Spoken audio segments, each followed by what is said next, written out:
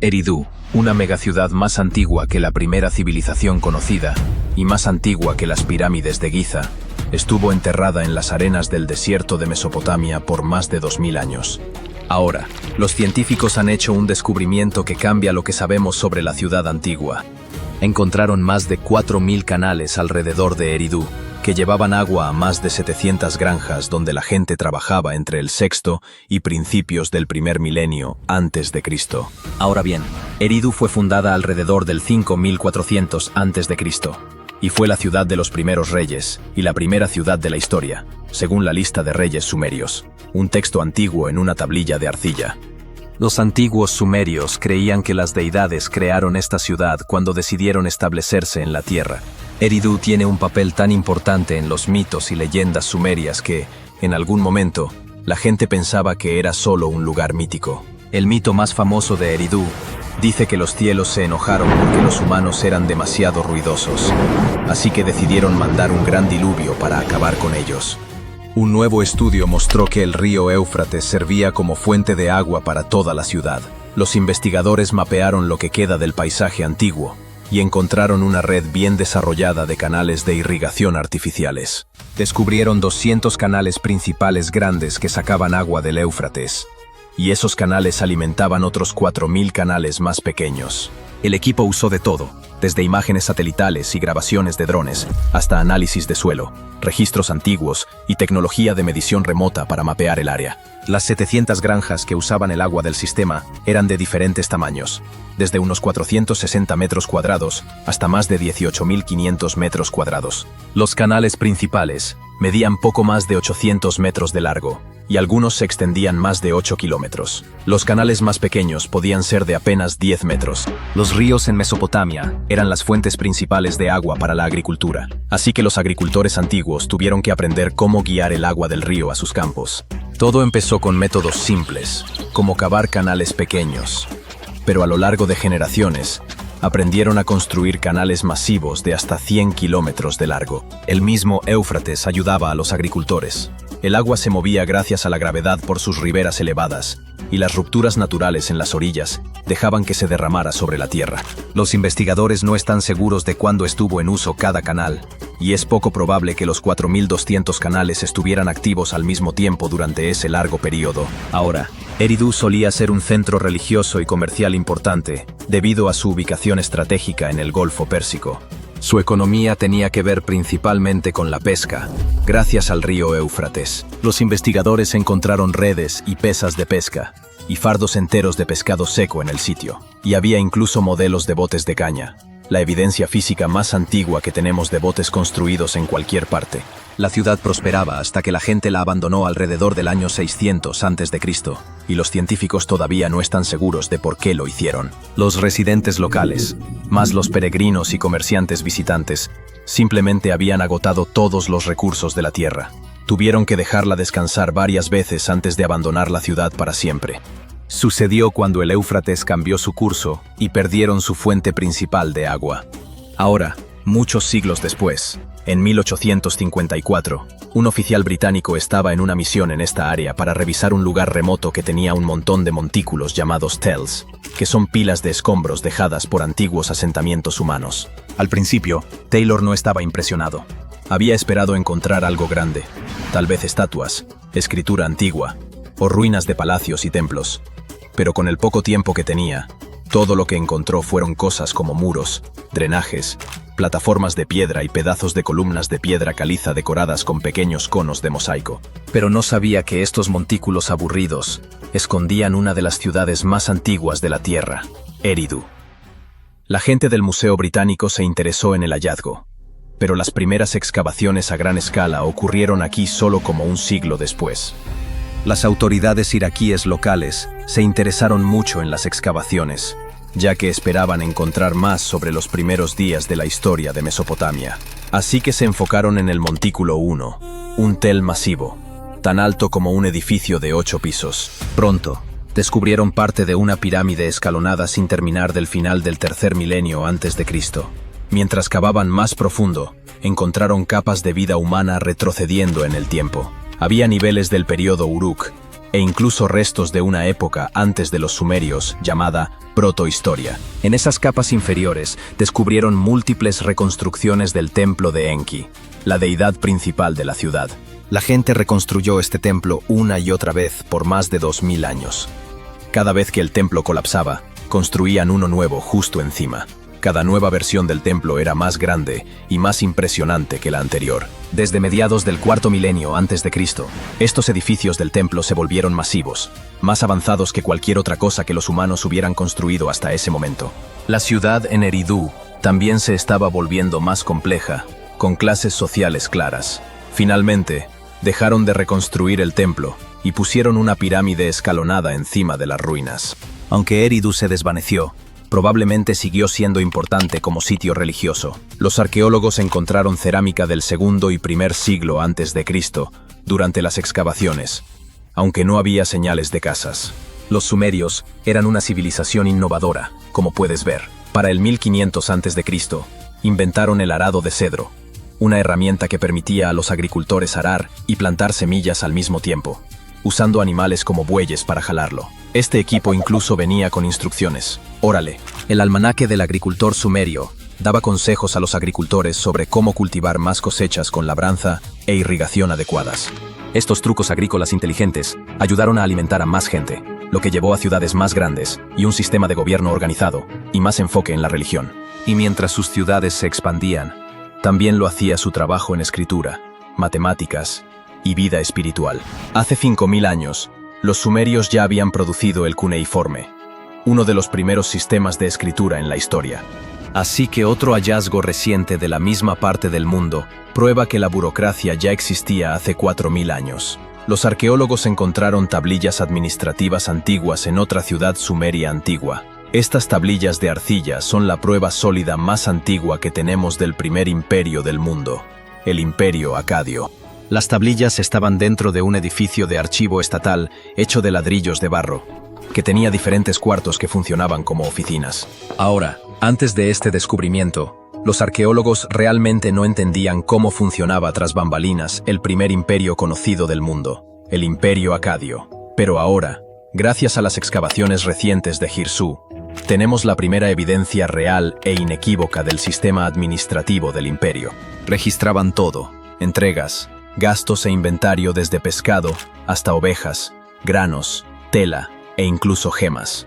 Las tablillas también incluyen registros de población con nombres y trabajos de hombres, mujeres y niños, una versión antigua de un censo. De estos registros, los científicos descubrieron que las mujeres jugaban un papel clave en la sociedad acadia. Algunas mujeres tenían posiciones poderosas, como sumos sacerdotisas. Las tablillas también muestran una amplia gama de trabajos, desde trabajadores especializados como cortadores de piedra, hasta gente con roles más simples como barrenderos del templo. Algunas incluso incluían planos de edificios, diseños de campos y mapas de canales, probando que el imperio tenía organización y planeación serias. Eventualmente, la ciudad se rebeló y ganó su independencia, y el gobierno de 150 años del Imperio Acadio terminó. Ahora los investigadores están limpiando y traduciendo cuidadosamente las tablillas para entender completamente lo que dicen. Estos nuevos hallazgos reemplazarán ideas incompletas más viejas sobre el imperio y nos darán una imagen mucho más precisa de cómo funcionaban realmente el poder acadio y el sistema de gobierno. En algún momento de su larga y muy interesante historia, nuestra querida Tierra estuvo dormitando, haciendo sus cosas de planeta, girando alrededor del Sol. Y entonces, ¡bam!, la vida comenzó a ponerse extravagante. Las plantas y los animales empezaron a presumir su complejidad. Un poco más adelante, hace unos 65 millones de años para ser exactos, se produjo un desastre cósmico. O al menos eso suponemos. Probablemente un asteroide se estrelló contra la Tierra y acabó con los dinosaurios y otros grandes animales. No podemos precisar los detalles del asteroide, pero sí sabemos que era extremadamente grande y que chocó contra nuestro precioso planeta, lo que creó una polvareda que se asentó por todas partes. Todavía puedes encontrar restos de esa capa de polvo en las rocas sedimentarias. Si excavas bajo ellas, descubrirás un montón de fósiles. Estas criaturas prehistóricas vivían a sus anchas antes de que el asteroide se colara en la fiesta. Es como si el planeta se hubiera puesto a hacer la limpieza y hubiese dejado un montón de espacios vacíos esperando a ser ocupados. Y adivina quién aprovechó la oportunidad. Los mamíferos. Estos bichitos peludos fueron los que saltaron a la fama. Pero, ¿por qué este desastre se convirtió en una gran oportunidad para los mamíferos? En realidad, el asunto es bastante sencillo. Al no haber grandes matones cerca, estos crecieron, se multiplicaron y experimentaron una gran expansión demográfica. Todo tipo de mamíferos se unieron para llenar el vacío. Primates, roedores, básicamente toda la pandilla peluda. Hablamos de mamíferos placentarios, marsupiales e incluso de los que ponen huevos, lo que añade una gran variedad a la mezcla. Nos gusta pensar que los primates son nuestros parientes más cercanos en la Tierra, pero ¿cuál es su historia? Bueno, hace unos 63 millones de años, solo un par de millones de años después del baile final de los dinosaurios, los primates decidieron que era hora de una reunión familiar.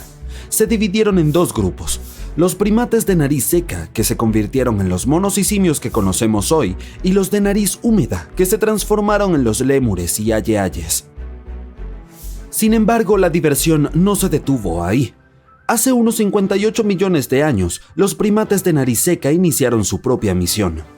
Un invitado especial, el tarcero, apareció en escena con sus grandes ojos, perfectos para las travesuras nocturnas. Este tomó un camino diferente al de sus parientes primates, ya que abrazó su nicho único y evolucionó por separado. Hasta hoy, el tarcero es el único primate que se alimenta exclusivamente de carne. A estos pequeños les gustan los insectos, los pájaros pequeños, los roedores e incluso los lagartos. Pero eso no es lo único que los hace únicos. Sus ojos son el doble de grandes que su cerebro. Además, su cabeza puede girar 180 grados, igual que la de un búho. Por sus características, los tarceros son los verdaderos reyes y reinas de la noche. Con su superpoder de rastreo ultrasónico, pueden detectar a sus presas al instante. Además, sus patas y pies son como muelles listos para lanzarlos a la acción. Tienen un hueso especial en el tobillo, el tarso, que les permite dar saltos épicos. De ahí su nombre, por si te lo estabas preguntando. Pero dejemos descansar a estos bichitos y volvamos a nuestra historia, ¿de acuerdo? Hace unos 55 millones de años a la Tierra le subió la temperatura. Literalmente. Este repentino calor fue demasiado para muchos habitantes y plantas de las profundidades oceánicas, a quienes no les quedó otra opción más que despedirse. Pero cada despedida es una oportunidad para algo nuevo, ¿verdad? Los mamíferos oceánicos, conocidos como cetáceos, vieron su oportunidad y la aprovecharon. Entraron en esos nichos vacíos y se convirtieron en los gobernantes del mar. En esta categoría de criaturas se encuentran la ballena azul y el delfín. Hace unos 47 millones de años apareció un primate especial. Los científicos llaman ahora cariñosamente al fósil de tal criatura Ida.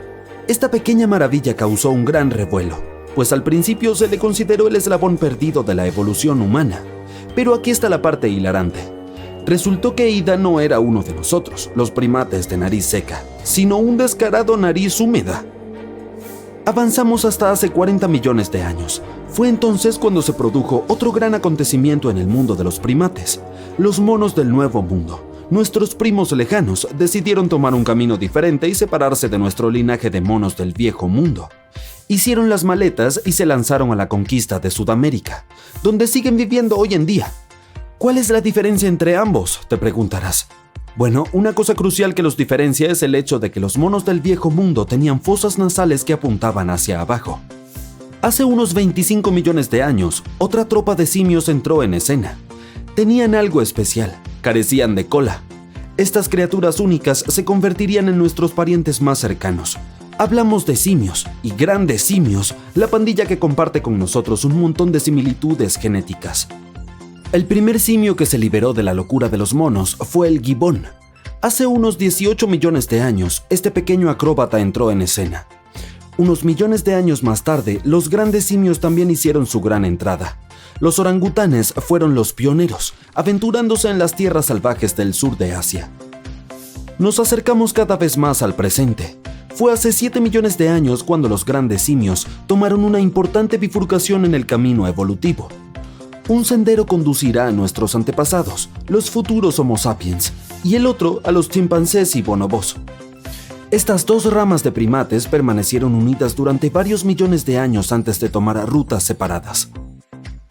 Hace 5,5 millones de años, un simio revolucionario llamado Ardipithecus se abrió paso en nuestra historia evolutiva.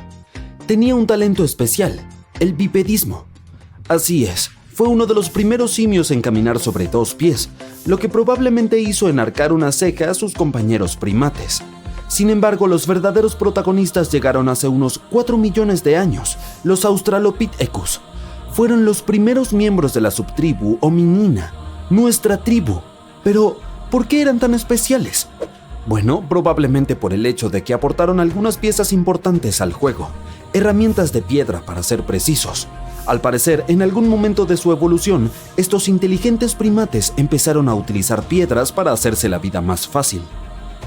Y ahora llega un momento crucial en nuestra historia. Hace unos 2 millones de años, nuestros antepasados se enfrentaron a una escasez de alimentos.